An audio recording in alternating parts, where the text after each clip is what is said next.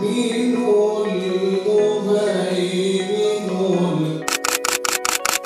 proses ini, ketika awal kita membersamai kegiatan ini, banyak sekali dinamika yang kita lewati. Alhamdulillah, hingga pada hari ini, kegiatan Purda ini telah dilaksanakan di 30 daya dan juga 30 desa di Provinsi Aceh.